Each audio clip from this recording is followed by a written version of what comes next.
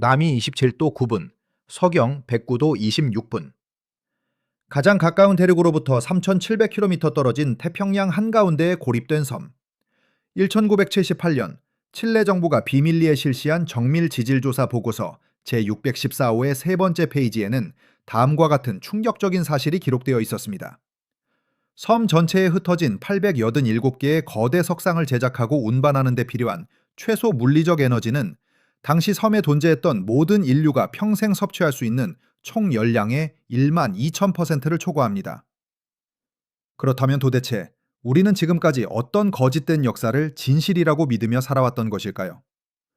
현재 우리가 교과서와 다큐멘터리를 통해 배우는 이스터 섬의 역사는 매우 단순하고 평면적입니다. 주류 학계는 기원 후 1200년경 폴리네시아인들이 카누를 타고 이 고립된 섬에 도착했다고 설명합니다. 그들은 섬에 자생하던 야자나무를 베어 밧줄과 굴림대를 만들었고 오직 인간의 노동력과 원시적인 석기만을 사용하여 수십 톤에 달하는 모아이상을 조각한 뒤 해안가로 운반했다고 주장합니다. 이것이 우리가 의심 없이 맹신하도록 강요받아온 공식적인 역사입니다. 수십 년 동안 전 세계의 수많은 고고학자와 역사학자들은 이 가설을 완벽한 정설로 받아들였습니다. 나무를 둥글게 깎아 레일처럼 깔고 그 위에 석상을 눕힌 뒤 수백 명의 원주민이 밧줄로 땀을 흘리며 끌어당겼다는 텔레비전 속 재현 장면을 떠올려 보십시오. 화면 속의 모습은 매우 그럴듯해 보입니다. 그들은 이 거대한 퍼즐이 마침내 완벽하게 맞춰졌다고 선언하며 더 이상의 의문을 제기하는 것을 비과학적인 음모론으로 치부해버렸습니다. 권력자와 학계가 조작한 거짓된 역사 속에 갇혀 세상의 진짜 비밀을 모른 채 무지하게 살아가는 것. 그것이 바로 그들이 우리에게 원하는 완벽한 통제의 방식입니다. 하지만 숫자는 결코 타협하지 않으며 거짓말을 하지도 않습니다. 첫 번째 수치 비교를 살펴보겠습니다. 주류 학계가 공식적으로 주장하는 모아이상의 집중 제작 기간은 약 300년입니다. 섬 곳곳에 존재하는 완성형 및 미완성형 모아이상의 총 개수는 887개입니다. 이를 단순하게 계산해보면 원주민들은 125일마다 평균 무게 14톤의 거대한 암석을 완벽하게 깎아내고 수킬로미터 밖으로 운반한 뒤 해안가의 재단 위에 한 치의 오차도 없이 수직으로 세워야만 합니다. 이것이 얼마나 비현실적인 속도인지 현대의 공학적 기준과 비교해 보겠습니다. 1997년 미국의 한 대학 고고학 연구팀이 이스터 섬의 현무암과 동일한 강도의 암석을 원시적인 돌도끼로 깎는 실험을 진행했습니다. 현대인의 영양 상태와 체력을 완벽하게 갖춘 성인 남성 20명이 교대로 쉬지 않고 매달려 작업했을 때 14톤짜리 석상 하나를 조각하는 데 걸린 시간은 무려 1,200일이었습니다. 학계가 주장하는 125일과 실제 실험으로 증명된 1,200일, 무려 10배에 가까운 시간적 격차가 발생합니다. 단순한 우연일까요? 아니면 다른 이유가 있는 걸까요? 두 번째 수치는 더욱 절망적입니다. 바로 마찰력과 인장 강도의 물리적 한계입니다. 모아이상 중 가장 무거운 것은 그 무게가 무려 82톤에 달합니다. 학계의 설명대로 나무 굴림대와 밧줄만을 이용해 82톤의 암석을 거친 흙바닥 위에서 끌어당기려면 최소 32,000kg 힘의 견인력이 필요합니다. 그러나 당시 이스터 섬에 자생하던 식물의 껍질로 꼰 원시적인 밧줄의 최대 인장 강도는 2,000kg 힘에 불과합니다. 밧줄 16가닥을 완벽한 균형으로 묶어 수백 명의 사람들이 동시에 완벽하게 동일한 힘으로 당겨야만 간신히 끊어지지 않는 극한의 수치입니다. 더 큰 문제는 굴림대로 사용되었다는 나무 자체의 강도입니다. 82톤의 집중 하중을 견뎌야 하는 나무 굴림대는 단 10m를 굴러가기도 전에 압력을 이기지 못하고 산산조각이 나버립니다. 일반적인 소나무 강도의 3배에 달하는 초고밀도 철목을 사용하지 않는 이상 물리적으로 절대 불가능한 작업입니다. 하지만 심층적인 식물학적 분석 결과 이스터 섬에는 그토록 단단한 수종이 단 한 번도 존재한 적이 없었습니다. 이 지점에서 우리는 가장 근본적인 질문과 마주하게 됩니다. 왜 그들은 이토록 명백한 물리적 불가능성을 철저하게 외면하는 것일까요? 세 번째 수치는 이 모든 주류 학계의 합리화를 완전히 붕괴시킵니다. 거대한 건축 사업에는 필연적으로 막대한 에너지가 요구됩니다. 고대 사회에서 에너지는 곧 식량을 의미합니다. 14톤에서 82톤에 이르는 거대한 석상을 수백 개씩 만들고 운반하기 위해서는 대규모의 잉여 식량이 필수적으로 뒷받침되어야 합니다. 고기후학자들과 토양학자들이 교차 검증하여 분석한 이스터 섬의 과거 농업 생산량 데이터는 충격적입니다.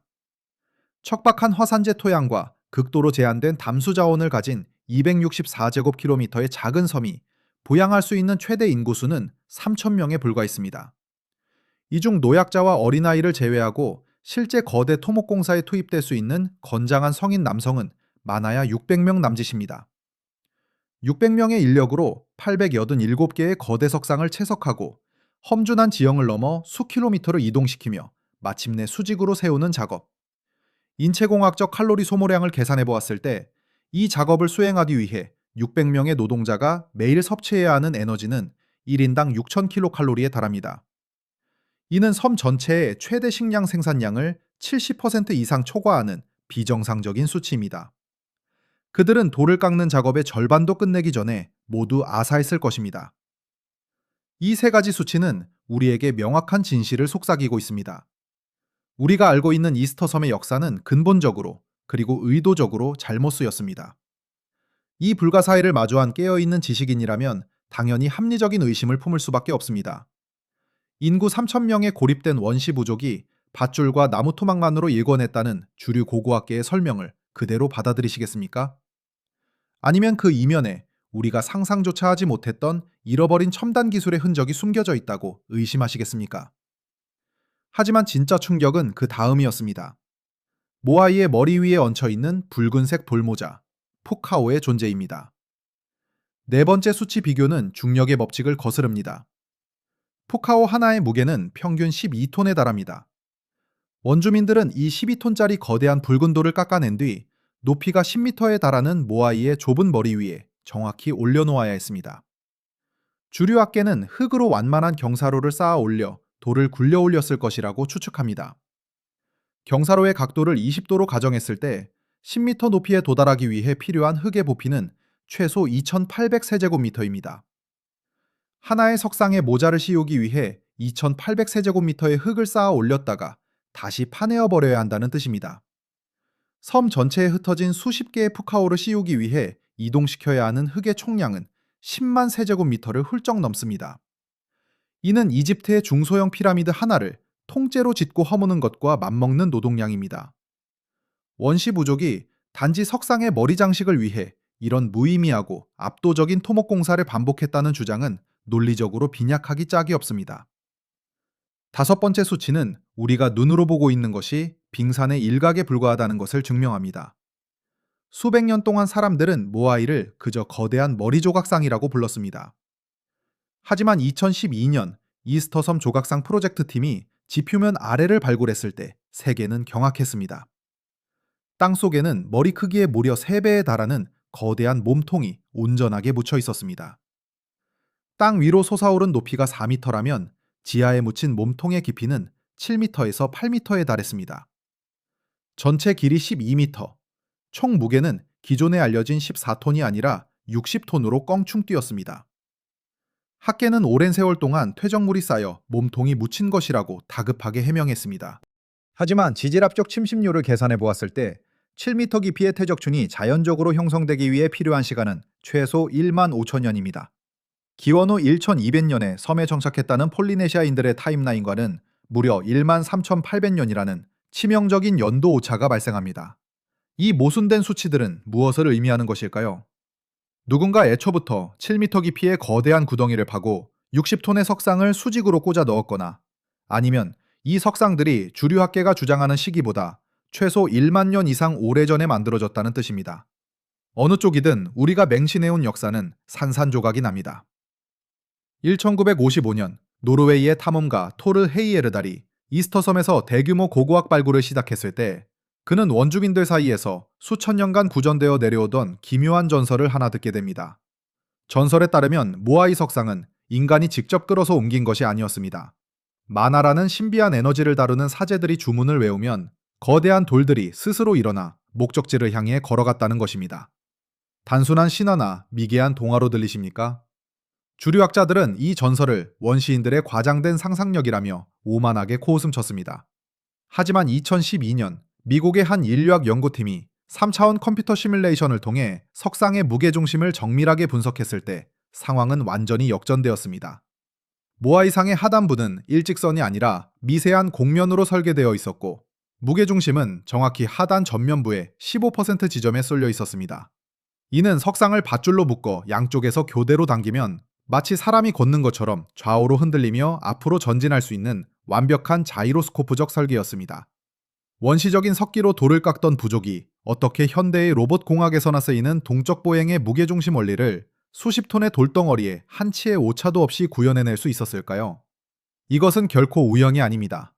이스터섬의 지하 깊은 곳, 그리고 거대한 돌덩어리들의 기하학적 배열 속에는 과학자들이 절대 해석하지 못하는, 아니 어쩌면 주류학계가 의도적으로 해석을 거부하고 있는 숨겨진 진실들이 잠들어 있습니다.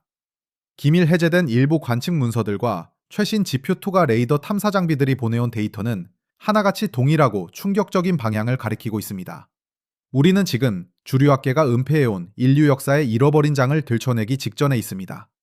그들이 쳐놓은 안전하고 기만적인 거짓말의 울타리 밖으로 한 걸음 내디딜 준비가 되셨습니까?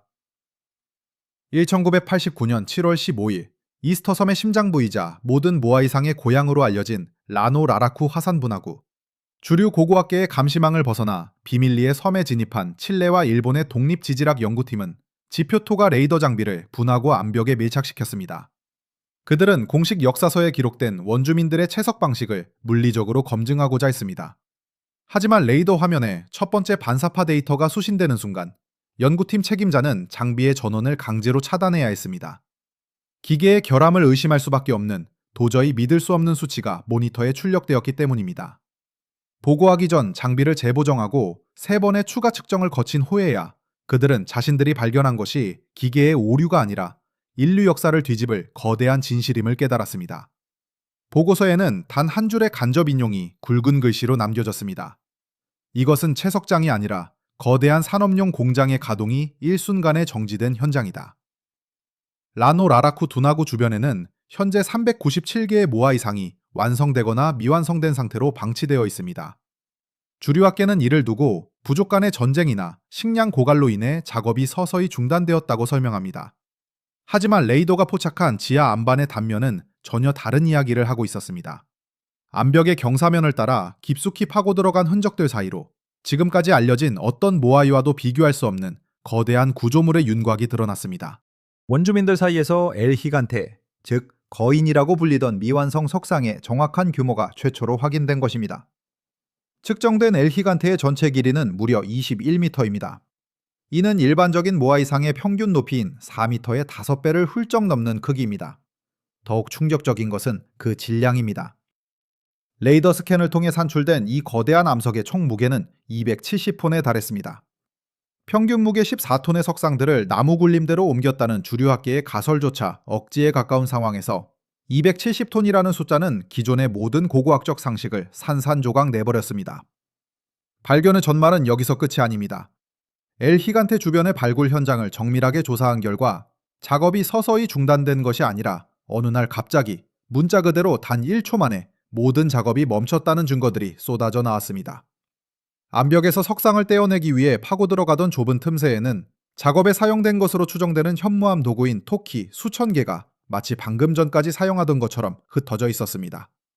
어떤 도구는 암벽에 반쯤 박힌 채로, 어떤 도구는 다음 타격을 위해 들어올려진 궤적 그대로 바닥에 떨어져 있었습니다. 이 현장은 우리에게 묻고 있습니다. 인구 3,000명의 굶주린 원시 부족이 도대체 무슨 이유로 270톤짜리 거대 석상을 조각하기 시작했으며 왜 그토록 필사적으로 매달리던 작업을 어느 날 아침 일제히 도구를 내던지고 영원히 사라져버린 것일까요? 진실을 파헤치기 위해서는 엘히간테가 품고 있는 물리적 불가능성의 심연으로 들어가야 합니다. 270톤. 이 수치의 의미를 정확히 이해하기 위해 우리는 두 가지 비교 대상을 살펴봐야 합니다. 270톤은 현대의 최신형 보잉 747 여객기에 승객과 화물을 가득 채운 최대 이륙 중량과 맞먹으며 강철로 만들어진 거대한 디젤 기관차 3대를 합친 무게와 동일합니다. 인간의 근력과 원시적인 밧줄, 그리고 마찰력을 줄일 나무 판자 몇 개로는 단 1mm도 움직일 수 없는 절망적인 질량입니다. 현대의 초대형 유압식 기중기와 수십 개의 바퀴가 달린 특수 트레일러를 동원하더라도 이스터섬의 험준한 화산 지형을 뚫고 270톤을 운반하는 것은 극도로 위험하고 난해한 공학적 도전입니다. 그런데 주류학계는 기원 후 1200년의 원주민들이 이 거대한 암석을 깎아내고 바다로 옮길 완벽한 계획을 가지고 있었다고 주장합니다. 하지만 운반은 차치하고 조각하는 과정 자체부터 물리법칙을 철저히 위배합니다. 엘 히간테가 묻혀있는 라노라라쿠의 응해암은 모스 경도 5에서 6 사이의 단단한 암석입니다. 이는 일반적인 구리 도구보다 2배 이상 단단하며 현대의 강철 도구와 맞먹는 수치입니다. 주류학계가 원주민들의 조각 도구라고 주장하는 현무암 토키의 모스 경도 역시 5에서 6에 불과합니다. 경도가 비슷한 돌로 돌을 깎는다는 것은 물리적으로 심각한 모순을 발생시킵니다. 작업자가 토키를 쥐고 암벽을 내리칠 때 발생하는 추격 에너지는 타격점과 도구 양쪽으로 동일하게 분산됩니다. 단 몇 번의 타격만으로도 도구의 날은 무뎌지고 부서져 버립니다. 270톤의 석상을 암벽에서 분리하기 위해 파내야 하는 주변 암석의 부피는 최소 400세제곱미터입니다. 이 엄청난 양의 암석을 모스경도 5의 원시적인 돌도끼로 파내려면 석상 하나를 깎는 데만 수십만 개의 도구가 부서져 나가야 합니다. 하지만 섬 전체에서 발견된 토끼의 숫자는 수천 개에 불과합니다. 물리적 불가능성은 작업 공간의 제약에서 극대화됩니다. 지표 투과 레이더가 확인한 엘 히간테 주변의 여유 공간, 즉 석상을 암벽에서 떼어내기 위해 파고 들어간 측면 틈새의 너비는 불과 60cm입니다. 60cm. 성인 남성 한 명이 간신히 몸을 비집고 들어갈 수 있는 비좁은 공간입니다. 주류학계의 설명대로라면 이 좁은 틈새에 수십 명의 인부가 일렬로 끼어들어가 팔을 제대로 휘두를 공간조차 없는 상태에서 단단한 화산암을 깎아내야 합니다. 게다가 아래로 파고 내려갈수록 파낸 돌무더기를 위로 퍼올려야 하는 중력의 저항까지 더해집니다. 공학적 시뮬레이션 결과 이 60cm의 틈새에서 원시도구로 270톤의 석상을 분리해내는 작업은 인간의 신체 구조상 절대 불가능하다는 결론이 도출되었습니다. 그렇다면 그들은 도대체 무엇으로 이 단단한 화산암을 두부 자르듯 매끄럽게 파낸 것일까요? 왜 그 좁은 틈새의 벽면은 현대의 다이아몬드 와이어 톱으로 절단한 것처럼 일정한 패턴의 마찰 흔적을 남기고 있는 것일까요? 우리는 이 현상이 단순한 원시 부족의 종교적 멸만이 아니라 고도의 기술력을 갖춘 잃어버린 문명의 산업 현장임을 인정해야만 합니다. 그리고 그 증거는 석상들이 최종적으로 세워진 제단 위에서 완벽한 수학적 정밀성으로 다시 한번 증명됩니다. 이스터섬 내륙에 위치한 아후아키비. 섬에 존재하는 수백 개의 제단 중 유일하게 바다를 향해 서 있는 7개의 모아이상이 있는 곳입니다. 주류학계는 이 7개의 석상이 섬에 처음 도착한 7명의 탐험가를 기리기 위해 세워진 낭만적인 기념비라고 설명합니다. 하지만 이 제단과 석상의 배열을 수학적, 천문학적으로 분석한 데이터는 낭만과는 거리가 먼 소름 끼치도록 정밀한 기하학적 시스템을 보여줍니다. 7개의 모아이상은 정확히 일직선으로 배열되어 있으며 그들의 시선은 완벽하게 서쪽 바다의 특정한 한 점을 향하고 있습니다. 1979년 천문 고고학자들이 위성 위치 확인 시스템과 정밀 각도기를 사용하여 이 시선의 궤적을 추적했습니다. 그 결과 7석상의 시선은 매년 춘분과 추분이 되는 날 태양이 수평선 너머로 지는 정확한 일몰 지점과 0.1도의 오차도 없이 일치했습니다. 0.1도. 이것은 원주민들이 눈대중으로 바위를 세워 우연히 맞출 수 있는 확률의 영역이 아닙니다. 지구의 자전축 기울기와 세차 운동을 완벽하게 이해하고 수십 톤의 암석을 지형의 굴곡에 상관없이 완벽한 수평과 수직으로 정렬할 수 있는 고도의 측량 기술이 뒷받침되어야만 가능한 수치입니다. 수학적 정밀성은 석상의 하단부 설계에서 더욱 기형적인 형태를 띱니다. 앞서 언급한 바와 같이 모알상은 스스로 걸어갈 수 있도록 무게중심이 전면부 15% 지점에 쏠리도록 설계되었습니다. 이 15%의 오프셋을 구현하기 위해 석상의 바닥면은 평평한 것이 아니라 미세한 곡률을 가진 타원형으로 조각되어 있습니다. 무게가 80톤에 달하고 머리가 기형적으로 크며 배가 볼록하게 튀어나온 3차원 비대칭 구조물의 무게중심을 정확히 하단 15%에 맞추기 위해서는 복잡한 미적분학과 동역학 방정식이 필요합니다. 돌을 깎아내는 과정에서 단 1kg의 오차만 발생해도 무게중심은 틀어지고 80톤의 석상은 이동 중에 균형을 잃고 쓰러지게 됩니다. 상상하기조차 힘든 이 수학적 계산을 원주민들은 아무런 도면도 측량 장비도 없이 오직 머릿속으로만 계산하여 화산암에 새겨 넣었다는 것입니다. 더 절망적인 사실은 이 석상들을 채석장에서 제단까지 수킬로미터 이동시키는 과정입니다. 거친 화산재와 울퉁불퉁한 암석지대를 통과하면서 석상의 바닥면이 단 몇 센티미터라도 마모되거나 깨진다면 정교하게 계산된 15%의 무게중심과 0.1도의 춘분 일몰 각도는 완전히 붕괴됩니다. 그러나 아후아키비에 세워진 7개의 석상 바닥면에는 마찰로 인한 마모 흔적이 거의 존재하지 않습니다. 수킬로미터를 이동해온 80톤의 암석이 어떻게 바닥에 긁힌 상처 하나 없이 완벽한 기하학적 각도를 유지한 채 재단 위에 안착할 수 있었을까요? 이것은 그들이 석상을 질질 끌고 온 것이 아니라 중력을 제어하거나 완전히 다른 방식의 운반 시스템을 사용했음을 시사하는 결정적 증거입니다. 주류학계는 이 명백한 수학적, 공학적 증거들 앞에서 침묵을 택하거나 설명할 수 없는 우연의 일치라는 무책임한 단어로 진실을 덮어버렸습니다. 하지만 이스터 섬이 품고 있는 이 불가능한 패턴은 결코 이 고립된 섬 하나만의 예외적인 현상이 아니었습니다. 시선을 태평양 넘어 다른 대륙으로 돌렸을 때 우리는 똑같은 기술적 지문이 전 지구적인 규모로 찍혀 있는 충격적인 현장을 목격하게 됩니다. 태평양 한가운데 고립된 이스터 섬에서 포착된 이 불가능한 공학적 모순과 작업의 돌연한 중단이라는 패턴은 결코 이 작은 섬 하나에 국한된 기이한 현상이 아니었습니다. 시선을 태평양 넘어 인류 문명의 요람이라 불리는 중동 지역으로 돌려보겠습니다. 우리는 이스터 섬에서 수만 킬로미터 떨어진 전혀 다른 대륙, 전혀 다른 시대의 유적에서 이스터 섬의 엘 히간테가 보여주었던 것과 소름 끼치도록 동일한 기술적 지문을 발견하게 됩니다. 레바논의 베카 계곡에 위치한 고대 도시 바알베크. 주류 역사학자들은 이곳에 세워진 거대한 주피터 신전이 기원 후 1세기경 로마 제국에 의해 건설되었다고 공식적으로 기록하고 있습니다. 로마인들이 뛰어난 건축 공학 기술을 보유하고 있었던 것은 사실입니다. 그들은 아치형 구조와 원시적인 콘크리트를 사용하여 웅장한 신전과 수로를 건설했습니다. 하지만 바알베크의 주피터 신전 하단부를 구성하고 있는 기단석들을 자세히 들여다보면 로마의 건축 양식과는 완전히 동떨어진, 물리적으로 도저히 설명할 수 없는 거대한 암석들이 기초를 이루고 있음을 알 수 있습니다. 이 기단석들 중 가장 유명한 것은 트릴리톤이라고 불리는 3개의 거대한 석회암 블록입니다. 이 3개의 블록은 각각 그 무게가 800톤에 달합니다. 지상에서 6m 높이의 옹벽 위에 완벽한 수평을 이루며 올려져 있는 이 800톤짜리 암석들은 이스터섬의 모아이상이 제기했던 운반과 하중의 미스터리를 한층 더 절망적인 수준으로 끌어올립니다. 첫 번째 수치 비교를 통해 이 800톤이라는 무게가 당시 로마 제국의 기술력으로 통제 가능한 범위였는지 확인해 보겠습니다.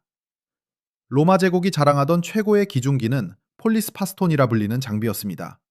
거대한 나무바퀴 안에 사람들이 들어가 걸으면서 밧줄을 감아 올리는 이 기중기의 최대 인양 능력은 3톤이었습니다.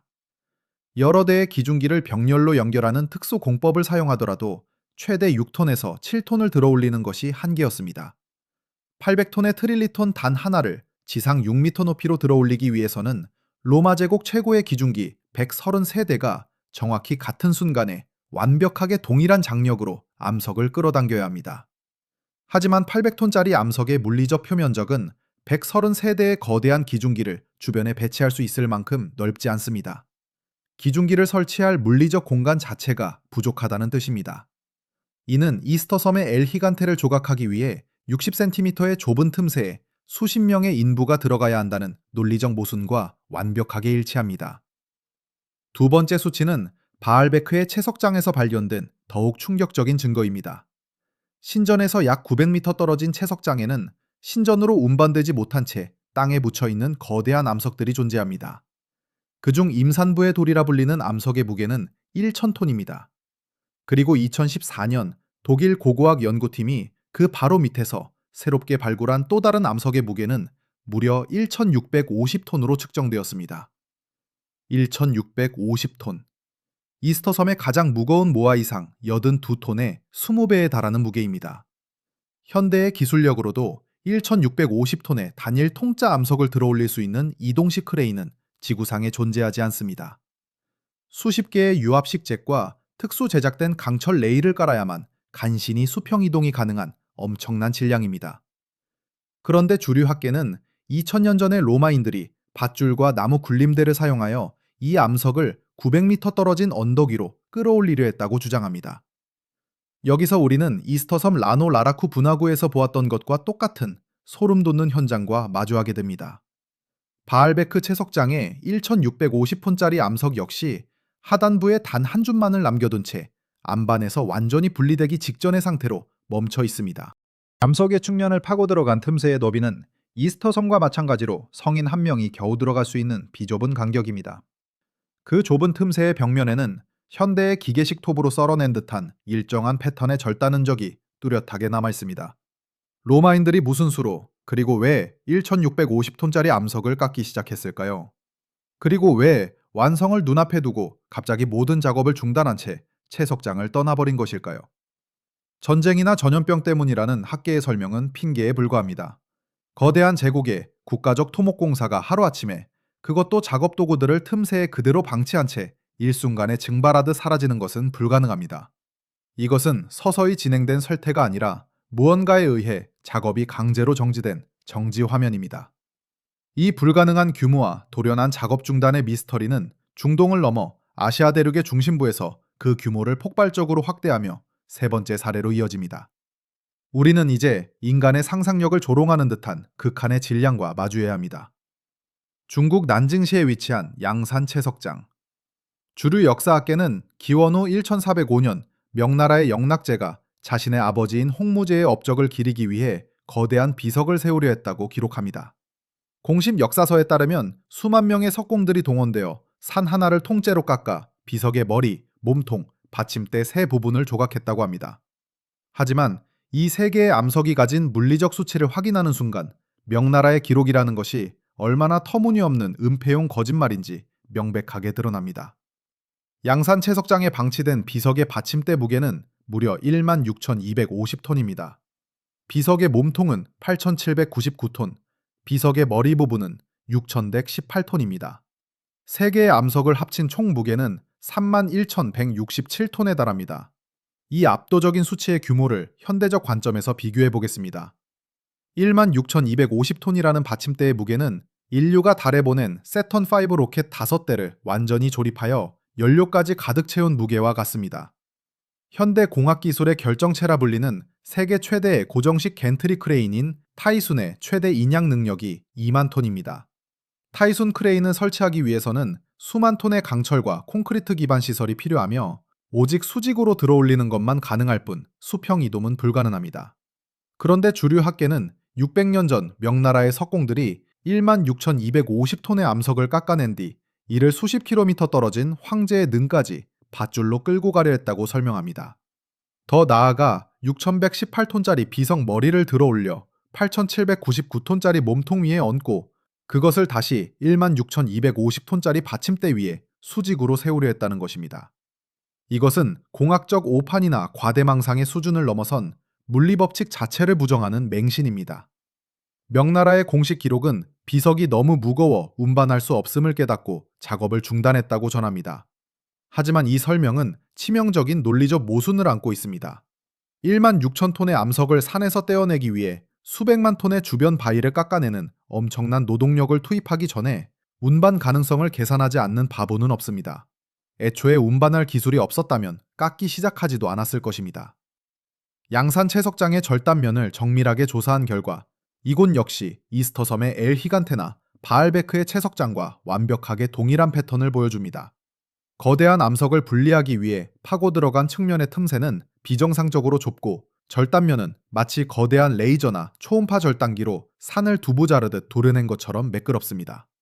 그리고 가장 소름 끼치는 공통점은 이 1만 6천 톤의 암석 역시 하단부에 아주 작은 연결 부위만을 남겨둔 채 마지막 절단을 앞두고 모든 작업이 일순간에 멈춰버렸다는 사실입니다. 이스터섬의 270톤, 바알베크의 1650톤, 양산 채석장의 16,250톤. 서로 다른 대륙, 서로 다른 시대의 역사로 포장된 이 세 곳의 채석장은 모두 동일한 기술적 지문을 공유하고 있습니다. 비정상적으로 거대한 질량, 인단이 들어갈 수 없는 좁은 작업 공간, 기계적인 절단면, 그리고 완성 직전에 돌연한 작업 중단. 도대체 누가 무엇을 위해 이 거대한 암석들을 자르다 말고 지구 전체에서 동시에 사라져버린 것일까요? 이 거대한 의문 앞에서 주류학계는 대중의 의심을 잠재우기 위해 이른바 합리적이고 과학적인 해명들을 끊임없이 내놓았습니다. 그들은 텔레비전 다큐멘터리와 교과서를 통해 세 가지 주요한 가설을 제시하며 이 모든 것이 원시적인 도구와 인간의 노동력만으로 충분히 가능하다고 주장했습니다. 시청자 여러분 중 상당수도 학창시절 이 설명들을 들으며 고개를 끄덕였을지 모릅니다. 하지만 그들이 제시한 거짓 희망의 가설들을 실제 수치와 물리법칙의 도마 위에 올려놓는 순간 그들의 주장은 처참하게 무너져 내립니다. 주류학계의 첫 번째 가설은 이른바 걷는 모아이 이론입니다. 2011년 미국의 유명한 고고학 연구팀은 텔레비전 카메라 앞에서 모아이상이 밧줄만으로 걸어갈 수 있음을 증명하겠다며 대대적인 실험을 진행했습니다.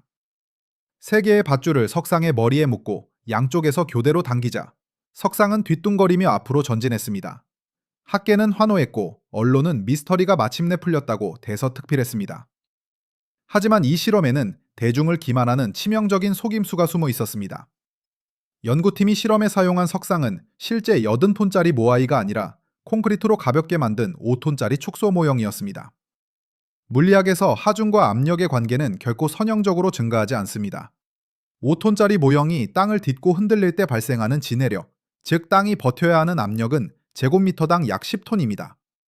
이는 단단하게 다져진 흙바닥이라면 충분히 견딜 수 있는 수치입니다. 하지만 실제 80톤짜리 모아이상을 동일한 방식으로 기울여 한쪽 모서리에 무게를 집중시키면 그 모서리가 땅을 짓누르는 압력은 순간적으로 제곱미터당 200톤을 초과하게 됩니다. 제곱미터당 200톤의 압력. 이는 현대의 아스팔트 도로나 철근 콘크리트 집안조차 버티지 못하고 툭 꺼져버리는 타개적인 하중입니다. 이스터섬의 거친 화산재 토양 위에서 80톤의 석상을 뒤뚱거리게 만들었다간 단 3걸음도 떼기 전에 석상의 모서리가 땅속으로 깊숙이 파고들어가 꼼짝도 할 수 없게 됩니다. 더불어 석상 자체의 음이암 재질 역시 하중을 견디지 못하고 모서리부터 산산조각이 나버립니다. 5톤짜리 모형으로 대중의 눈을 속인 학계는 80톤의 현실 앞에서는 철저히 침묵하고 있습니다. 두 번째 가설은 통나무 굴림대 이론입니다. 석상을 눕히고 그 아래에 수많은 통나무를 깔아 썰매처럼 끌었다는 주장입니다. 이 역시 매우 직관적이고 그럴듯해 보입니다.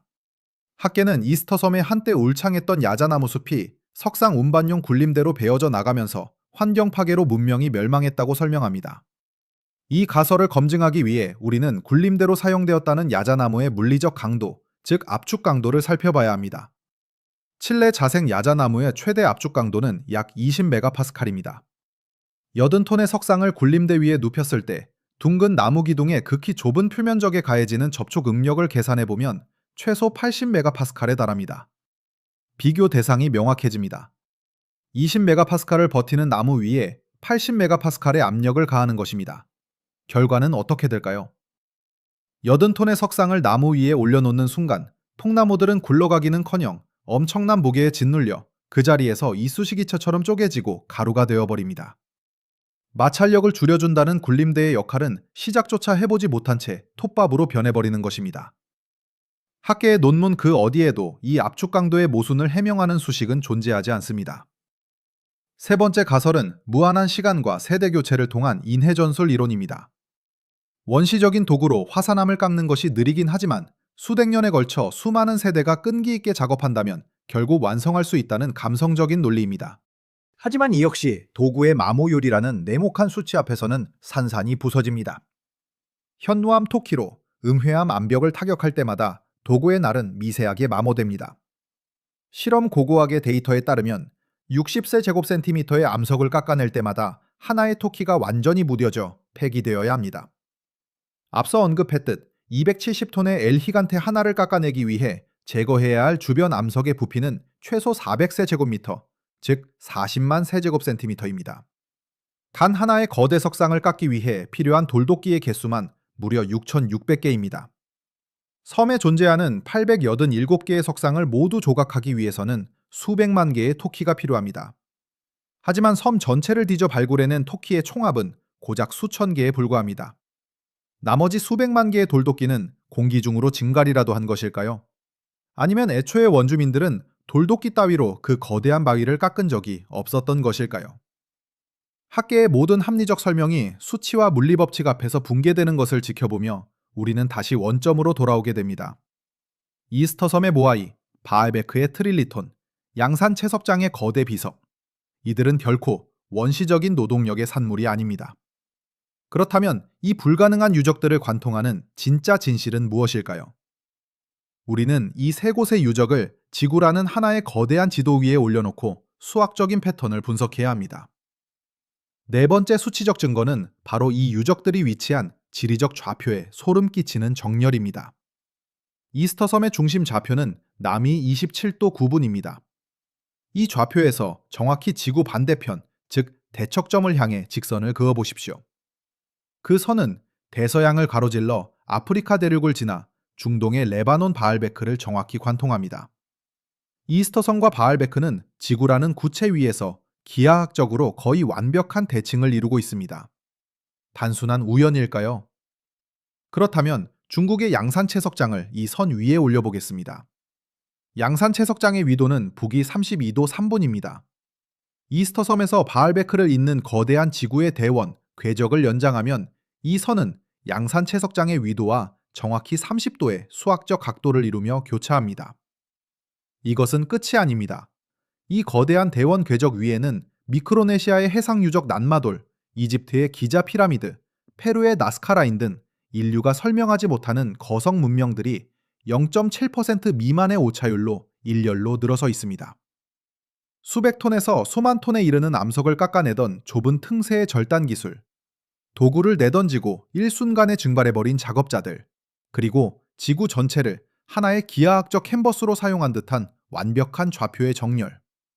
서로 교류조차 없었다고 알려진 각 대륙의 고대 문명들이 현대 과학으로도 불가능한 동일한 채석 기술을 사용하고 약속이나 한 듯 동시에 작업을 중단했으며 그 유적들을 지구 단위의 수학적 격자망 위에 정확히 배치할 수 있는 확률. 통계학적으로 이 모든 것이 우연의 일치로 발생할 확률은 400억 분의 1 미만입니다. 400억 분의 1. 이것은 우연이 아니라 의도적인 설계입니다.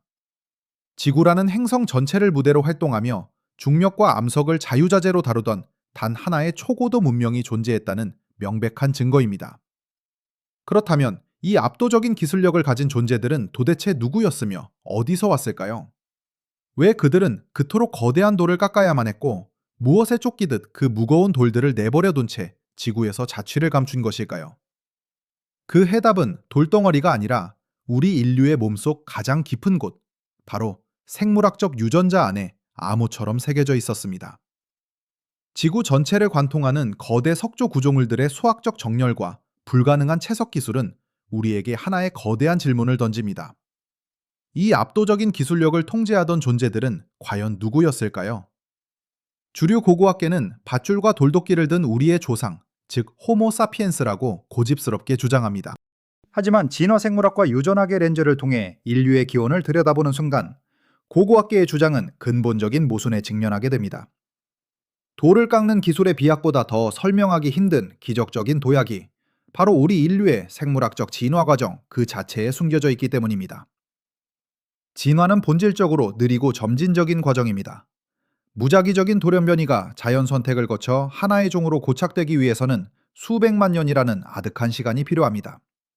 하지만 인류, 그 중에서도 현생 인류인 호모 사피엔스의 등장 과정은 진화론의 기본 공식을 철저하게 파괴합니다.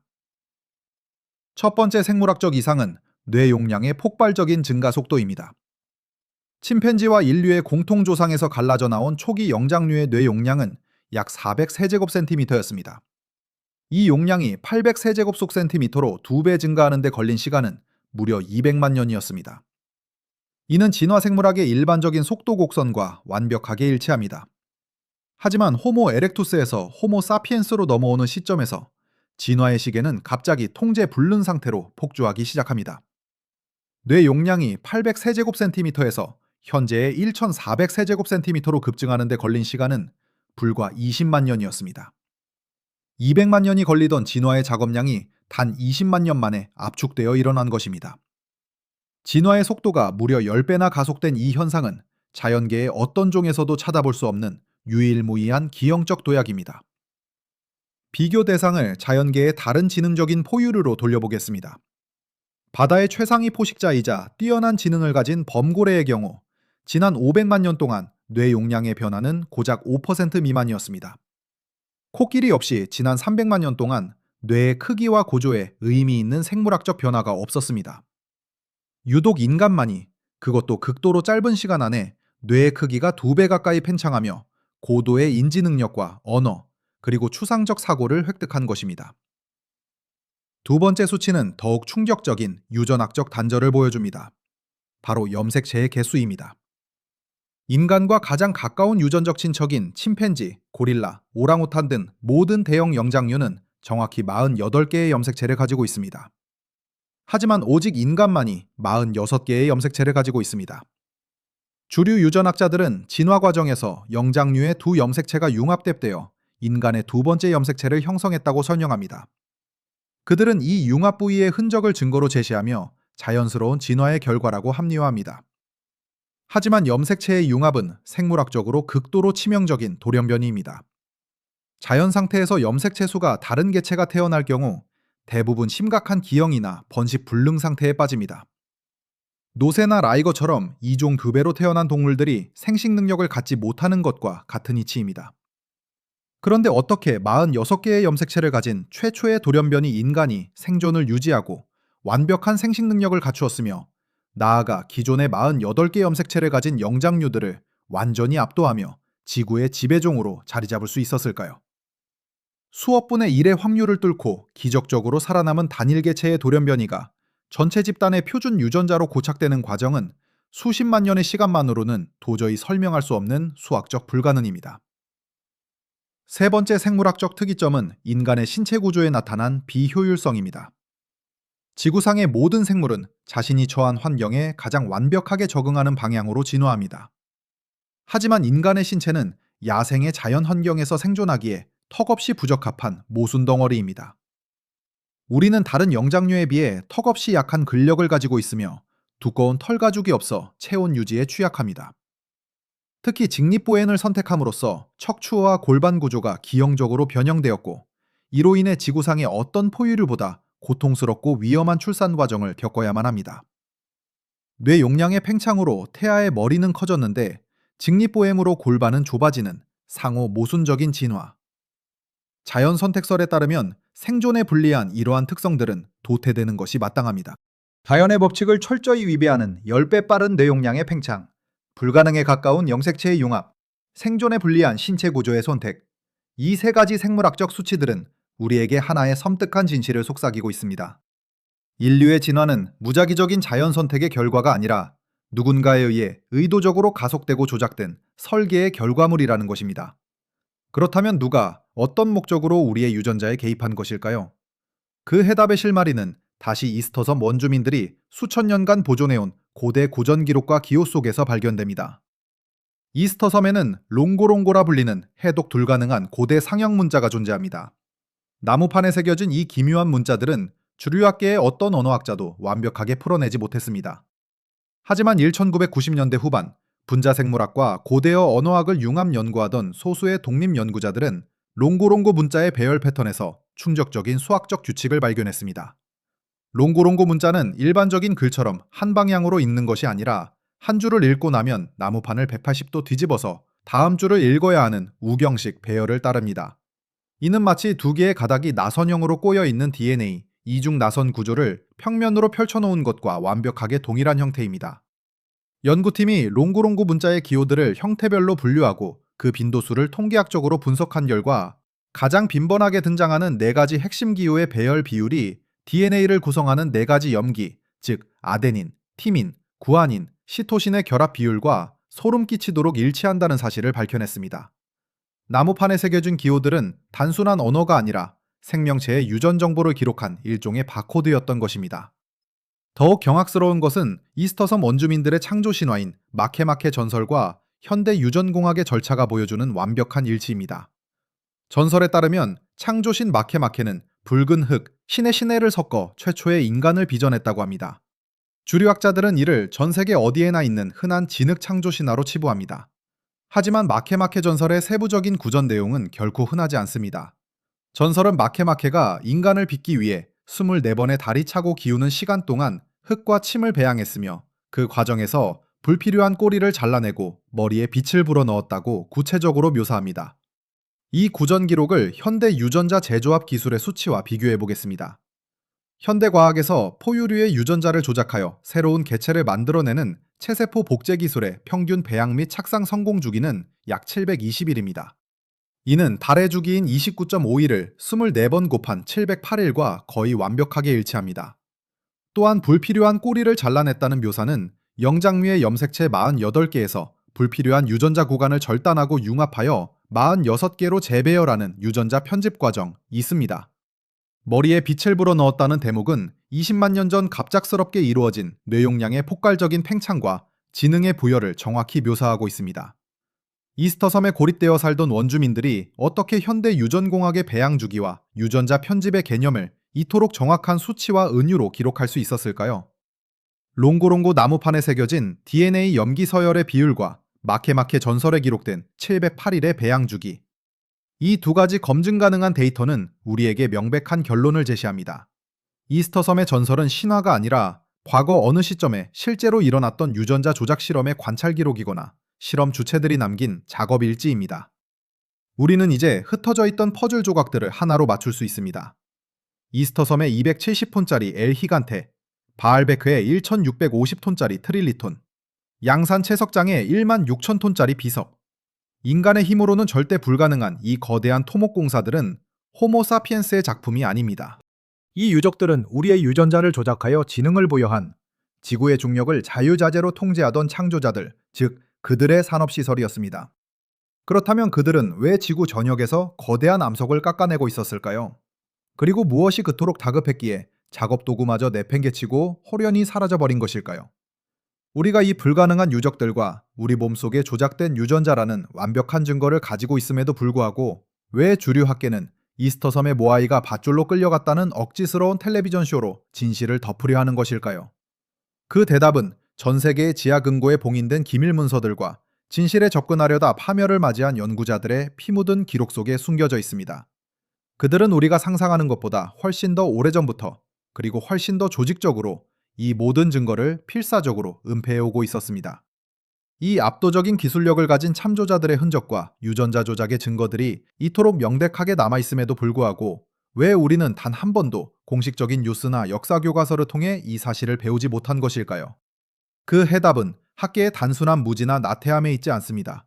이것은 철저하게 기획되고 군사적인 수준에서 집행된 전 지구적 은폐 공작의 결과물입니다. 진실의 파편들이 수면 위로 떠오를 때마다 보이지 않는 손은 즉각적이고 폭력적인 방식으로 개입하여 모든 증거를 어둠 속으로 끌어내렸습니다. 첫 번째 은폐의 물리적 증거는 이스터섬의 심장부에서 벌어진 군사작전의 기록입니다. 1988년 4월 12일 칠레 해군과 미국 해군 정보국이 합동으로 작성한 1급 기밀보고서 제749 알파의 내용은 고대 유적 발굴이라는 명목하에 자행된 철저한 현장 통제의 실체를 폭로하고 있습니다. 당시 이스터섬 라노라라쿠 분화구 주변에서는 다국적 민간 지질학자들에 의해 지표2가 레이더 탐사가 한창 진행 중이었습니다.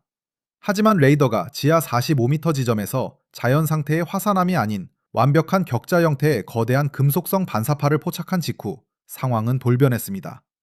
보고서 제749 알파에 기록된 작전 타임라인은 충격적입니다. 금속성 이상 징후가 포착된 지 불과 8시간 만에 무장한 칠레 해군 특수부대 200여 명이 헬리콥터를 타고 이스터섬에 강하했습니다. 그들은 즉각적으로 라노라라코 분화구를 중심으로 반경 5km 이내를 군사 통제 구역으로 선포했습니다. 일반적인 고고압 발굴 현장에 배치되는 경비 인력은 많아야 2~3명의 비무장 경찰입니다. 그러나 이스터섬의 돌덩어리들을 지키기 위해 투입된 병력은 완전 무장한 정규군 200명이었으며 통제선의 규모는 여의도 면적의 2배가 넘는 광대한 구역이었습니다. 이 극단적인 수치의 차이는 그들이 통제하려 했던 것이 단순한 고고학적 유물이 아님을 증명합니다. 군인들은 현장에 있던 민간 연구자 12명의 탐사 장비와 메모, 심지어 개인용 카메라의 필름까지 전량 압수했습니다. 연구팀은 군용기에 태워져 칠레 본토로 강제 이송되었고 이후 6개월 동안 외부와의 연락이 철저히 차단된 채 강도 높은 신문을 받았습니다. 미국 해군 정보국이 이 작전에 개입한 이유는 보고서의 부록에 명시된 단 한 줄의 측정값 때문이었습니다. 지하 45m에서 발견된 구조물의 전자기장 방출량이 주변 자연 방사선 양의 600배를 초과하고 있었던 것입니다. 600배. 이는 가동을 멈춘 원자력 발전소의 노심 주변에서나 측정될 수 있는 압도적인 에너지 수치입니다. 기원 후 1200년에 원주민들이 만들었다는 채석장 지하에서 현대의 원자로에 필적하는 전자기장이 뿜어져 나오고 있었다는 사실. 이것이 바로 그들이 군대를 동원해서라도 필사적으로 덮어야만 했던 첫 번째 진실이었습니다. 현장은 시멘트로 밀봉되었고 공식 언론에는 집안 침하 위험으로 인한 일시적인 출입 통제라는 기만적인 기사만이 배포되었습니다. 하지만 진실을 향한 통제는 이스터섬이라는 좁은 지역에만 국한되지 않았습니다. 은폐의 패턴은 태평양 전역을 무대로 활동하는 거대한 주류기관의 이름으로 더욱 교묘하게 자행되었습니다. 두 번째 사례는 이스터섬의 유적과 직접적으로 연결되는 태평양 거성 문명의 또 다른 축에서 발생했습니다. 1947년 11월 3일 제2차 세계대전 직후 태평양의 전략적 요충지들을 조사하던 미국 국방부 특수 프로젝트 파일 제204X에는 스미스소니언 협회 소속의 특수 발굴팀이 태평양 폼페이 섬의 남마돌 해저 유적과 이스터 섬의 해안 동굴을 비밀리에 오가며 수행한 작전의 결과가 기록되어 있습니다. 당시 발굴팀이 이스터 섬의 미탐사 동굴 깊은 곳에서 발견한 것은 돌도끼나 나무 조각이 아니었습니다. 그것은 기존 인류의 생물학적 상식을 완전히 파괴하는 거대한 유골들이었습니다. 스미스소니언 협회가 작성한 내부 화물 명세서의 수치를 분석해보면 그들이 무엇을 발견하고 빼돌렸는지 명확해집니다. 명세서에 기록된 유골의 대퇴골 길이는 무려 1.2m에 달했습니다. 일반적인 성인 남성의 대퇴골 길이가 평균 45cm인 것과 비교하면 무려 2.6배나 거대한 칠하이기입니다. 이 대퇴골의 비율을 역산하여 개체의 전체 신장을 추정해보면 그 높이는 최소 3.5m에서 4m에 이릅니다. 이는 앞서 우리가 확인했던 인간의 유전자를 조작하여 지능을 부여하고 거대한 암석을 다루었던 창조자들, 즉 그들의 물리적 실체의 가능성이 농후한 증거였습니다. 국방부 파일 제204X에 따르면 이 거대한 유골들은 특수 제작된 납차폐 상자 15개에 나뉘어 포장된 뒤 미 해군 수송함을 통해 워싱턴으로 비밀리에 이송되었습니다. 상자 하나의 무게는 250kg에 달했으며 총 화물 중량은 3.7톤이었습니다. 하지만 이 3.7톤의 거대한 생물학적 증거들은 스미스소니언 협회의 지하 수장고로 들어간 직후 공식 역사에서 영원히 증발해버렸습니다. 수십 년 후 독립적인 고고학자들이 정보 공개 청구법을 통해 당시의 발굴 기록과 유골의 행방을 끈질기게 요구했습니다. 그러나 스미스소니언 협회는 매번 동일한 답변만을 앵무새처럼 반복했습니다. 해당 달자의 이스터섬에서 진행된 발굴 기록은 존재하지 않으며 거인 유골에 대한 주장은 대중의 착각이 만들어낸 도시전설에 불과하다. 15개의 납상자와 3.7톤의 화물, 그리고 국방부의 공식 문서 번호까지 명백하게 존재함에도 불구하고 세계 최고 권위의 박물관은 철저한 부정과 침묵으로 일관했습니다. 칠레 해군의 무력 통제와 스미스소니언 협회의 학술적 은폐. 서로 다른 지역, 서로 다른 성격의 기관이 마치 하나의 두뇌가 통제하는 것처럼 완벽하게 동일한 은폐 프로토콜을 가동하고 있었던 것입니다. 하지만 문제는 여기서 시작됩니다. 왜 그들은 이토록 거대한 자원과 인력을 소모하면서까지 진실을 숨기려 하는 것일까요? 이 질문에 답하기 위해서는 그들이 직면한 전술적 막다른 길을 이해해야 합니다. 그들의 앞에는 오직 두 가지의 극단적인 선택지밖에 없었으며 어느 쪽을 선택하든 결과는 그들에게 치명적이었습니다. 선택 A를 가정해 보겠습니다. 그들이 이스터섬의 지하 구조물과 거인 유골, 그리고 인류의 유전자가 조작되었다는 모든 진실을 대중에게 투명하게 공개하는 것입니다. 이 선택의 결과 A는 현대 인류 문명의 근간을 이루는 모든 시스템의 즉각적이고 완전한 붕괴입니다. 수치로 그 파급력을 계산해 보십시오. 전 세계 인구의 80% 이상이 특정 형태의 종교적 창조론이나 진화론적 인본주의를 믿고 있습니다. 만약 인류가 무작위적인 진화의 승리자나 신의 성스러운 피조물이 아니라 고도로 발전한 다른 존재들에 의해 실험실에서 설계된 생물학적 작업 도구에 불과하다는 사실이 공식화된다면 어떻게 될까요? 수천 년간 쌓아온 종교적 권위는 단 하루 만에 소멸할 것입니다. 더욱 치명적인 것은 학계와 정부기관이 유지해온 지적 우월성과 통제력의 상실입니다. 대중은 더 이상 정부의 발표와 교과서의 내용을 신뢰하지 않을 것이며, 그렇다면 우리의 진짜 주인이자 창조자는 지금 어디에 있는가? 라는 통제 불가능한 공포와 의문에 사로잡힐 것입니다. 기존의 권력자들에게 진실의 공개란 곧 자신들의 기득권과 권력의 자살을 의미합니다. 그렇다면 반대로 선택 B를 살펴보겠습니다. 유적과 증거들을 완전히 파괴하여 진실의 싹을 영원히 제거하는 것입니다. 하지만 결과 B 역시 물리적으로 불가능한 장벽에 부딪힙니다. 이스터섬의 270톤짜리 엘 히간테, 바알베크의 1650톤짜리 기단석, 양산 채석장의 1만 6천 톤짜리 비석. 이 거대한 암석들은 폭약 몇 통으로 몰래 부숴버릴 수 있는 규모가 아닙니다. 1만 6천 톤의 단일 암석을 흔적도 없이 파괴하기 위해서는 최소 전술 핵무기급의 파괴력이 필요합니다. 현대사회에서 전 세계의 거성 유적지 수십 곳에 핵폭발에 준하는 폭발물을 터뜨리고 그것을 지진이나 자연재해로 위장할 수 있는 확률은 0%입니다. 유적을 파괴하려는 시도 자체가 오히려 전 세계의 이목을 집중시키고 진실을 폭로하는 가장 확실한 기폭제가 되어버리는 딜레마에 빠진 것입니다. 진실을 공개할 수도 없고 증거를 물리적으로 파괴할 수도 없는 완벽한 막다른 길. 결국 그들은 부인과 침묵, 그리고 대중 기만이라는 세 번째 길을 택할 수밖에 없었습니다. 유적을 그 자리에 그대로 방치하되 그것의 의미를 철저하게 축소하고 조롱거리로 만드는 전술입니다. 그들은 수백만 달러의 연구비를 지원하여 걷는 모아이 같은 조잡한 텔레비전 다큐멘터리를 제작하고 이 불가능한 유적들을 한낱 원시 부족의 종교적 광기가 만들어낸 관광 상품으로 전락시켰습니다. 진실에 접근하려는 독립 연구자들에게는 음모론자라는 낙인을 찍어 학계에서 영구적으로 매장했습니다. 대중의 눈앞에 코끼리를 숨길 수 없다면 코끼리를 쥐라고 믿게 만드는 거대한 세뇌의 시스템을 가동한 것입니다. 그러나 아무리 완벽하게 통제된 댐이라도 아주 작은 균열 하나에서 붕괴는 시작됩니다. 수십 년간 철옹성 같았던 침묵의 카르텔에 치명적인 균열을 낸 것은 외부의 공격이 아니라 내부의 가장 깊은 곳에서 터져나온 양심의 고백이었습니다. 2019년 11월 전 세계의 익명 네트워크인 다크웹의 한 암호화된 서버에 총 4.5TB에 달하는 방대한 물량의 압축 파일이 업로드되었습니다. 파일의 제목은 프로젝트 라파누이 오메가. 업로드한 인물은 30년간 미국 해군 정보국과 국방부의 지표 투과 레이더 데이터를 전담으로 분석했던 고위급 은퇴자였습니다. 이 내부 고발자가 목숨을 걸고 유출한 4.5TB의 데이터 속에는 1988년 칠레 해군이 은폐했던 라노 라라쿠 분화구 지하 45m의 정밀 3차원 스캔 원본 파일이 포함되어 있었습니다. 조작되지 않은 날것의 데이터가 보여주는 진실은 경악 그 자체였습니다. 지하에 묻힌 것은 단순한 금속 파편이 아니었습니다. 폭 50m, 길이 200m에 달하는 거대한 실린더 형태의 인공 구조물이 화산 안반 속에 완벽하게 박혀 있었습니다. 내부 고발자는 데이터와 함께 암호화된 음성 파일을 남겼습니다. 변조된 목소리 속에는 평생을 거대한 거짓말에 동조하며 살아온 자의 깊은 절망과 공포가 묻어 있었습니다.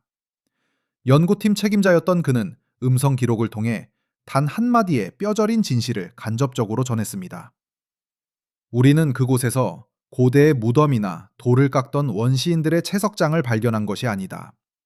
우리는 거대한 산업용 공장 자체를 발견했고, 가장 끔찍한 사실은 그 지하의 기계들이 지금도 미세한 진동을 뿜어내며 대기 상태로 가동되고 있다는 것이다. 그의 폭로는 전 세계 독립 연구자들의 가슴에 불을 지폈습니다. 4.5TB의 데이터는 순식간에 수만 개의 복사본으로 나뉘어 전 세계로 퍼져나갔고, 학계와 정보기관의 다급한 삭제 공작도 이번만큼은 성공하지 못했습니다. 수십 년간 굳게 닫혀있던 진실의 문이 마침내 내부로부터 부서져 내린 것입니다. 이제 우리는 그들이 그토록 숨기고 싶어 했던 모든 증거의 파편들을 손에 쥐게 되었습니다. 불가능한 수치들, 조작된 유전자, 그리고 군사작전과 내부 고발자의 데이터까지. 이 모든 조각들을 하나의 거대한 지도 위에 올려놓았을 때 비로소 우리는 인류 역사상 가장 두려운 패턴의 완성을 목격하게 됩니다. 이제 우리는 이스터섬이 품고 있는 모든 미스터리의 파편들을 하나의 거대한 도화지 위에 올려놓고 그 조각들이 어떻게 서로를 완벽하게 보완하며 하나의 거대한 그림을 완성하는지 확인해야 합니다. 우리가 지금까지 추적해온 증거들은 결코 개별적이고 독립적인 기이한 현상들이 아닙니다. 이것은 고도로 계산된 그리고 전 지구적인 규모로 실행된 단 하나의 통일된 프로젝트의 흔적입니다. 첫 번째 조각은 물리적 불가능성을 증명하는 질량의 수치입니다. 이스터섬 라노라라쿠 분화구의 270톤짜리 엘 히간테, 바알베크의 1650톤짜리 기단석, 양산 채석장의 1만 6천 톤짜리 비석, 이 세 곳의 유적에서 공통적으로 발견되는 것은 오직 극한의 질량뿐만이 아닙니다. 이 거대한 암석들은 모두 성인 한 명이 간신히 들어갈 수 있는 60cm의 비좁은 틈새를 통해 깎여 나갔으며 현대의 다이아몬드 와이어 톱으로 절단한 것과 동일한 매끄러운 단면을 공유하고 있습니다. 그리고 무엇보다 이 세 곳의 작업 현장은 모두 마지막 절단을 앞두고 어느 날 일순간에 마치 작업자들이 증발해버린 것처럼 동시에 정지되었습니다. 두 번째 조각은 이 유적들을 연결하는 기하학적 정밀도입니다. 이스터섬의 아후아키비에 세워진 7개의 모아이상은 춘분의 일몰 지점을 0.1도의 오차도 없이 가리킵니다. 이스터섬과 바알베크, 그리고 양산 채석장의 지리적 좌표를 지구본 위에 연결하면 이들은 정확히 30도의 수학적 각도를 이루며 지구를 감싸는 하나의 거대한 격자망을 형성합니다. 수만 킬로미터 떨어진 서로의 존재조차 몰랐다던 고대 문명들이 완벽하게 동일한 채석 기술을 사용하고 약속이나 한 듯 동시에 작업을 멈추었으며 자신들의 유적을 지구 단위의 수학적 대원 궤적 위에 0.7% 미만의 오차율로 배치했습니다. 이것이 단순한 우연의 일치로 발생할 확률을 통계학적으로 계산해 보겠습니다. 세 개의 독립된 문명이 동일한 절단 기술을 우연히 발명할 확률, 그들이 우연히 같은 날짜에 모든 작업을 중단할 확률, 그리고 그 유적들이 우연히 지구의 대원 궤적 위에 기하학적으로 정렬될 확률. 이 모든 독립 변수들을 곱하여 산출된 최종 확률은 400억 분의 1입니다. 400억 분의 1. 이것은 로또 복권에 7번 연속으로 당첨될 확률보다 낮습니다. 수학과 통계학에서 이 정도의 수치는 우연을 의미하지 않습니다. 이것은 100% 확고한 의도적 설계를 증명하는 물리적 법칙입니다. 세 번째 조각은 이 거대한 프로젝트를 수행한 주체의 정체입니다. 이스터섬 원주민들이 수천 년간 보존해온 롱고롱고 문자의 배열은 DNA 이중나선 구조와 4가지 염기의 결합 비율을 정확히 일치시켜 보여줍니다. 마케마케 전설에 기록된 708일의 배양 주기는 현대 유전공학의 체세포 복제 주기와 완벽하게 겹칩니다. 뇌 용량이 10배나 빠르게 팽창하고 염석 색채 2개가 치명적인 돌연 변이의 확률을 뚫고 융합하여 46개가 된 인류의 생물학적 이상 현상. 이 모든 조각들을 수렴해 보십시오. 지구 전체를 무대로 1만 6천 톤의 암석을 자유자재로 다루던 초고도 문명. 그들은 자신들의 거대한 산업적 혹은 공학적 목적을 위해 노동력이 필요했고, 그 결과 지구에 존재하던 원시 영장류의 유전자를 조작하여 지능을 부여하고 직립보행을 하도록 개조했습니다. 그렇게 탄생한 것이 바로 우리, 호모 사피엔스입니다. 그리고 네 번째 조각, 즉 칠레 해군이 은폐했던 라노라라쿠 분화구 지하 45m의 금속성 구조물과 방사성 수치, 스미스소니언이 빼돌린 3.7톤의 거인 유골들은 이 모든 가설을 확정짓는 결정적인 물증입니다. 이 네 개의 거대한 조각이 완벽하게 맞물려 돌아가는 순간, 주류 학계가 수백 년간 쌓아올린 밧줄과 돌도끼의 거짓된 역사는 완전히 붕괴됩니다. 이 완벽한 패턴의 완성 앞에서 우리는 결코 과거에만 머물러 있을 수 없습니다. 왜냐하면 이스터섬의 미스터리는 수천 년 전의 낡은 전설로 끝난 것이 아니라 지금 이 순간에도 살아 숨쉬며 계속해서 새로운 진실을 토해내고 있기 때문입니다. 현재 진행 중인 상황은 우리가 생각했던 것보다 훨씬 더 긴박하게 돌아가고 있습니다. 2023년 4월 다크웹을 통해 유출된 4.5TB의 데이터가 전 세계 독립 연구자들에 의해 해독되기 시작하면서 주류 학계와 정보기관의 통제망에는 걷잡을 수 없는 구멍이 뚫리고 있습니다. 가장 충격적인 새로운 발견은 이스터섬 앞바다, 즉 태평양 해저에서 포착된 최신 소나 데이터입니다. 칠레 해군의 통제선 밖에서 비밀리에 해양 탐사를 진행하던 한 독립 해양 고고학팀이 라노 라라쿠 분화구에서 직선거리로 12km 떨어진 해저 200m 지점에서 거대한 인공 구조물의 윤곽을 스캔하는 데 성공했습니다. 소나 데이터가 그려낸 해저의 모습은 숨을 멎게 할 만큼 압도적이었습니다. 해저면에는 이스터섬 지상에 있는 60톤짜리 모아이 상과는 비교조차 할 수 없는 높이가 최소 150m, 무게는 수만 톤에 달할 것으로 추정되는 거대한 기둥 형태의 구조물 88개가 완벽한 원형을 이루며 서 있었습니다. 150m. 이는 현대의 50층짜리 초고층 빌딩과 맞먹는 높이입니다. 더욱 경악스러운 것은 이 거대한 해저 기둥들이 방출하고 있는 에너지의 파동입니다. 탐사팀의 수중 자기장 측정기는 이 88개의 기둥들이 정확히 60초 주기로 미세한 전자기 펄스를 뿜어내고 있다는 사실을 기록했습니다. 2023년 현재 이 해저 구조물들은 수천 년의 세월이 흘렀음에도 불구하고 여전히 무언가를 향해 신호를 보내거나 혹은 어떤 거대한 시스템의 일부로서 멈추지 않고 가동되고 있습니다. 지하 45m에 묻힌 거대한 실린더와 해저 200m에서 박동하는 88개의 거대 기둥.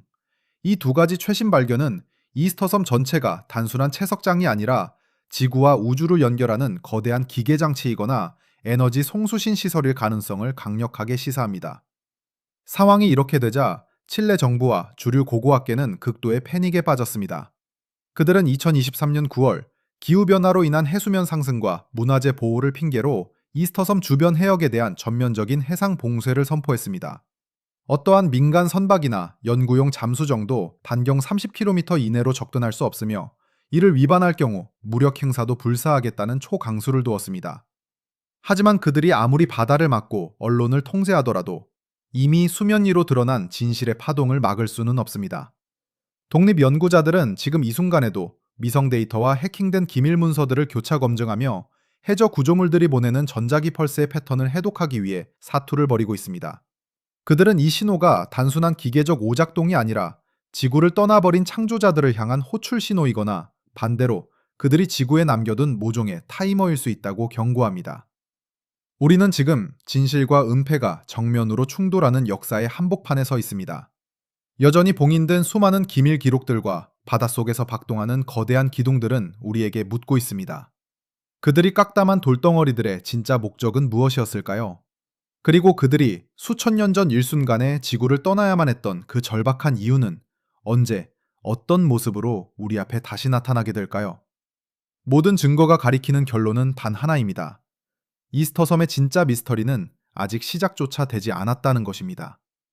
우리는 이 길고 어두운 진실의 여정을 통해 주류 학계가 대중의 눈을 가리기 위해 쳐놓은 기만적인 안전망을 완전히 찢어버렸습니다. 밧줄과 굴림대, 그리고 굶주린 원시 부족의 종교적 열망이라는 평면적이고 안일한 공식 역사는 극한의 질량과 수학적 정밀성 앞에서 철저하게 붕괴되었습니다. 270톤의 에르히간테, 1650톤의 바알베크 기단석, 16,000톤의 양산 채석장 비석은 단순한 고대의 유물이 아니라 지구 전체를 하나의 거대한 공장으로 사용했던 초고도 문명의 산업적 지문이었습니다. 그리고 그 창조자들이 남긴 가장 기괴하고도 완벽한 발명품은 바로 46개의 조작된 염색체를 가지고 708일의 배양 주기를 거쳐 탄생한 우리 인류 자신이었습니다. 이제 모든 거대한 톱니바퀴가 하나로 맞물리는 이 시점에서 우리는 다시 처음으로 돌아가야 합니다. 남이 27도 9분, 서경 109도 26분, 가장 가까운 대륙으로부터 3,700km 떨어진 태평양 한가운데에 고립된 섬, 그리고 1978년 칠레 정부가 비밀리에 실시한 정밀 지질조사 보고서 제614호. 이 다큐멘터리의 오프닝에서 우리는 이 문서의 세 번째 페이지를 펼쳤습니다. 그곳에는 887개의 모아 이상을 조각하고 운반하는 데 필요한 물리적 에너지가 당시 섬에 존재했던 모든 인류가 평생 섭취할 수 있는 총열량의 12,000%를 초과한다는 충격적인 통계가 기록되어 있었습니다.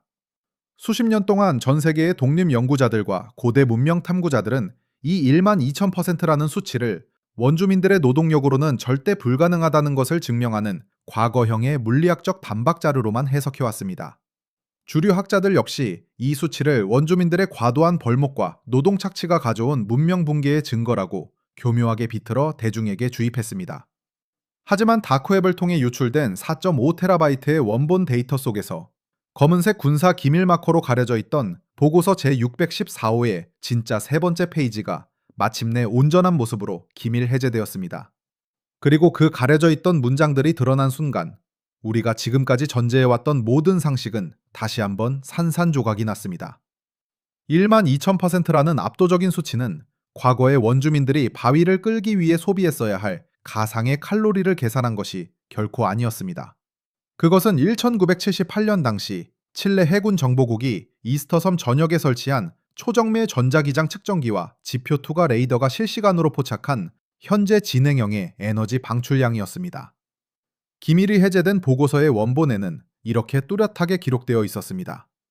섬 전체에 흩어진 887개의 거대 석상들은 단순한 화산암 조각이 아니다. 이 석상들을 구성하는 응유암 내부의 석영 결정체들은 고도로 압축된 압전 소자처럼 배열되어 있으며 지하 45m의 거대 금속 실린더와 전자기적으로 완벽하게 연결되어 있다. 현재 이 석상들이 대기 상태로 머금고 있는 잠재적인 전자기 에너지의 총량은 이스터섬에 존재하는 모든 생명체의 생물학적 에너지를 1만 2,000% 초과한다. 우리가 종교적 상징물이나 원시적인 무덤의 수호자라고 믿었던 887개의 모아 이상, 그들의 진짜 정체는 거대한 에너지를 저장하고 송수신하는 전 지구적 회로망의 콘덴서이자 안테나 배열이었습니다. 이 새로운 의미를 깨닫는 순간 이스터섬의 모든 이해할 수 없었던 미스터리들이 소름 끼치도록 완벽한 논리적 정합성을 갖추게 됩니다. 왜 그들은 하단부의 15% 지점에 무게중심을 맞추기 위해 그토록 복잡한 타원형 곡면을 깎아야 했을까요? 그것은 석상이 스스로 걸어가기 위함이 아니라 지하 45m에서 뿜어져 나오는 전자기적 파동을 지상으로 끌어올릴 때 가장 완벽한 공명 주파수를 유지하기 위한 기하학적 튜닝이었습니다. 왜 아후아키비의 7모아 이상은 0.1도의 오차도 없이 춘분의 일몰 지점을 가리키고 있었을까요? 그것은 태양계의 행성 직렬과 지구의 세차 운동이 만들어내는 우주적 에너지의 흐름과 섬의 전자기 회로를 완벽하게 동기화하기 위한 천문학적 조준경이었습니다. 그리고 왜 그들은 라노라라쿠 분화구의 비좁은 60cm 틈새에서 270톤짜리 엘히간테를 깎아내다 말고 단 1초 만에 도구를 내던진 채 영원히 사라져버렸을까요? 그것은 식량이 고갈되어서도 부족 간의 전쟁이 발발해서도 아닙니다. 270톤의 메인 증폭기인 엘히간테가 완성되기 직전 이 거대한 기계장치를 통제하던 창조자들에게 모종의 우주적 재난이나 치명적인 비상사태가 발생했기 때문입니다. 그들은 작업을 중단한 것이 아니라 시스템 전체를 무기한 대기 모드로 전환한 채 긴급히 지구를 떠나야만 했던 것입니다. 수만 년의 세월이 흐르는 동안 지상의 인간들은 자신들의 유전자를 조작한 창조자들이 떠난 줄도 모른 채 그들이 남겨둔 거대한 기계 부품들을 신으로 섬기며 가짜 역사를 만들어 왔습니다. 주류 학계는 이 기계 부품들을 원시인들의 예술작품으로 포장하여 박물관에 가두었고, 진실을 은폐하려는 비밀 기관들은 이 거대한 흐로망이 다시 깨어날까 두려워 섬 주변에 군함과 통제선을 배치했습니다. 그들은 침묵과 기만으로 이 거대한 비밀을 영원히 통제할 수 있다고 믿었습니다. 하지만 인간이 만든 군대와 조작된 교과서로는 수만 년 전의 초고도 문명이 지구 전체에 심어놓은 물리적 회로의 작동을 결코 멈출 수 없습니다.